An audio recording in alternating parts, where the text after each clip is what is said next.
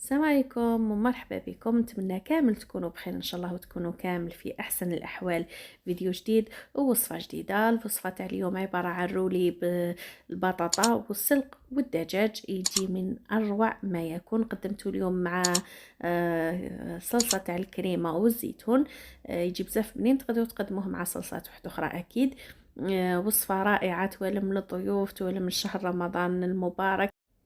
المهم وصفة تستحق التجربة. يلا نشوفوا الطريقة والمقادير مع بعض. أول حاجة عندنا بطاطا قطعتها دوائر هكا، وقد ما تكون البطاطا تاعكم يعني كبيرة يكون أحسن. قطعوها بهذا السمك حوالي 3-4 مليمتر ونقليوها عادي. يعني أنا حبيت نوريكم برك البطاطا بلي يعني كي تكون البطاطا كبيرة يكون أحسن. نملحوها أكيد ونحطوها تتقلى. من جهة واحدة أخرى نوجد الحشو تاعي. حطيت فيه مقلة حوالي 2 ملعقة كبيرة تاع الزيت، وحطيت السلق أنا نغسلوه عادي، نغسلوه مليح ونقطروه وقطعته صغير كما راكم تشوفوا، ونقليه عادي في المقله. ما نفورو ما نغليه. نبقى نحط يعني في السلق كما تعرفوا تحطوا كميه ومن بعد تدبال. نحط كميه تاع السلق كامل تاعي، خليتها بعد ما دبالت. ضفت عليها ملعقه كبيره تاع درسه. اللي ما عندهاش درسه دير مغرفه صغيره تاع طماطم المصبره، وتقدروا تستغنوا عليهم في زوج. من بعد درت يعني الملح وفلفل اسود. درت رشه يعني تاع الملح وفلفل اسود والثوم، حوالي 4 حتى 5 فصوص تاع الثوم. كنت درستهم هكا مليح وحطيتهم. نخلي هاد المقادير تتقلى مع بعضها واحد 5 دقائق باش ينشف لي مليح السلق يعني من السوائل، ومن بعد نطفي عليه بهذا الشكل. بعد ما تقلى لي مليح كيما راكم تشوفوا راهو تخلصنا من كامل السوائل. انا كي نكمل نحب نقطر السلق تاعي باش نتخلص من الزيت اللي يكون زايد فيه.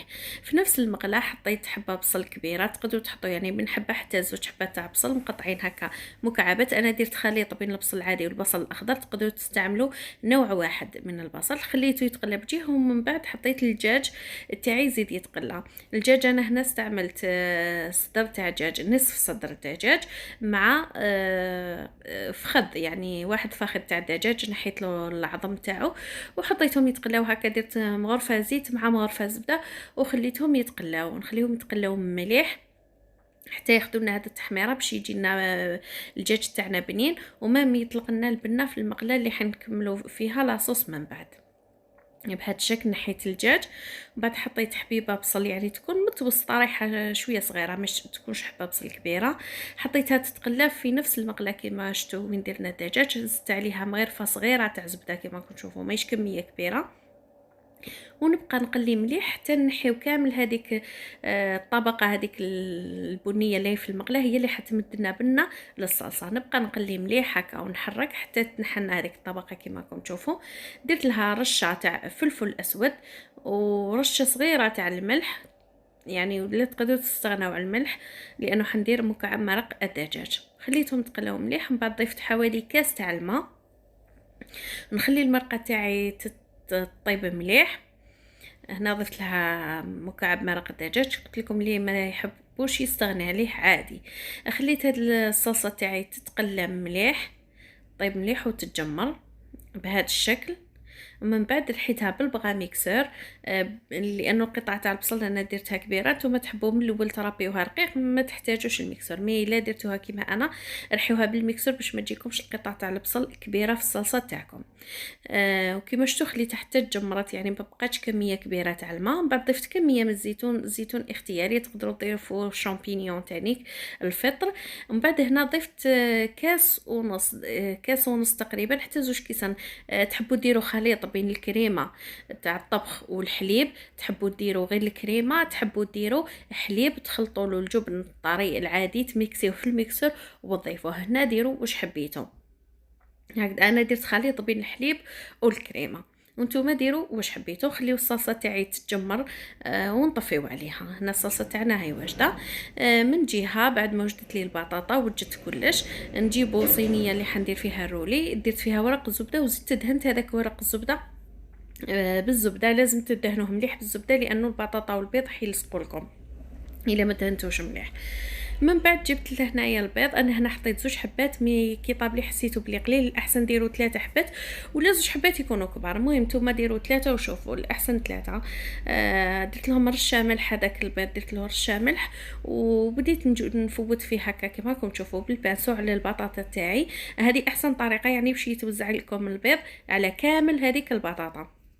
الا درتو بالمغرفه ولا باش توزع لكم مليح. شوفوا هذه اختياريه، انا كي عندي برك هاد لي زيبيس حطيتهم، عندي لي زيبيس تاع البطاطا ولي زيبيس تاع الفرماج هذوك، خلطتهم وحطيتهم. يزادوا لي بنا الكراتان مي اللي ما عندهاش اكيد تستغنى عليها. حطيت لها شويه جبن وجبن مبشور ودخلتها للفرن على 180 درجه، خليه واحد 10 دقائق هكذاك. المهم حتى البيض هذاك يطيب ويشد روحه.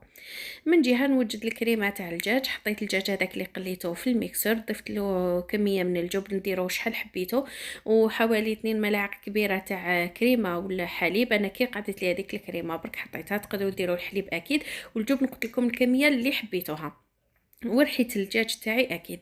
من بعد ما طابت لي هذيك البطاطا ولا بعد ما شد لي البيض هذاك روحو، لازم تاكدوا بلي البيض كامل طاب لي. لازم شوفوا كي طيب لكم لازم تجيبوها كعفسه هكا وتجوزوها كامل تحت البطاطا، لانه البطاطا تلصق كيما درت لها لازم تلصق. صافي لازم تجوزوا مليح على البطاطا هذه كامل من تحت وهي سخونه، الا بردت حتلصق لكم بزاف. من بعد جبت السلق ووزعته على البطاطا كيما راكم تشوفوا. السلق كنت خلطت معاه البصله، هذيك البصل اللي قليتها وحدها كنت خلطتها مع السلق وخليتهم يقطروا مليح من الزيت تاعهم باش تخلصوا من الزيت الزايد. وكيما شفتوا حطيت هذيك الدجاج وزدت عليه شويه جبن مبشور اختياري، اللي ما عندهاش ما ديروش عادي. من بعد روليت البطاطا تاعي كيما شفتوا وزدت ضفت لها هنايا شويه جبن مبشور من الفوق. هذا من الاحسن نديروه لازم يعني، والاحسن يكون نوعيه مليحه اللي يذوب، لكن نوعيه ماشي مليحه حيقعد لكم هكاك يابس من الفوق. المهم هنا درت هذاك الخليط تاع التوابل اللي قلت لكم، توابل تاع البطاطا مع توابل الفرماج، اللي عندها اللي ما عندهاش اكيد ماهيش حاجه ضروريه كامل. انا كي عندي برك درتهم وندخلوه للفرن على 180 درجه ونخليو حتى الفرماج تاعنا يذوب ويتغراتينا كيما هكا. بعد كي خرجوه من الفرن ما لازمش نقطعوه مباشره، لازم نخليوه يبرد واحد ربع ساعه حتى ل 20 دقيقه باش يشد روحه، باه كي يتقطع يعني كيما شفتوا يحافظ على الشكل تاعو. وهذا هو الرولي تاعنا في الاخير. هنا قدمت لكم مع الصلصه، تقدروا ديروه وحده، تقدروا تقدموه مع الصلصه كيما هكا.